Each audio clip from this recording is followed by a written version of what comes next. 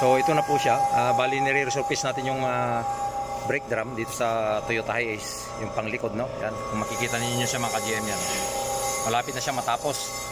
Tapos yung isa, ito yung isa natapos na natin. Yan, ito yung malaki yung tama mga ka-GM, pero hindi na natin ganong inaabot pa yung kanyang ano, kasi sobrang lalim niya mga ka-GM. Yung customer natin ay nagtitipid. Ayaw na niyang bumili ng ano, ng bagong brake drum, no?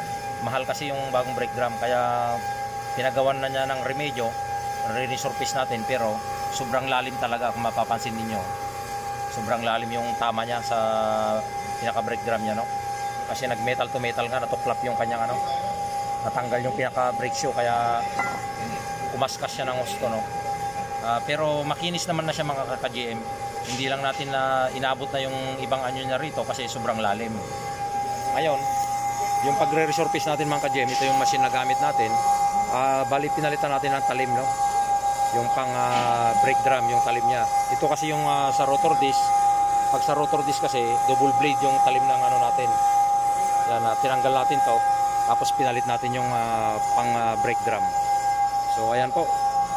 Ganun po yung ating ginagawa rito. Tapos ito siya, automatic siya, no? Kusang umiikot yan, automatic yan mga ka-GM. Tapos dito may setting siya dito. Drum sa rotor disc yung kanyang pinaka switch. Tapos ito yung kanyang speed. Ito naman yung switch ng power on. So ayan po siya.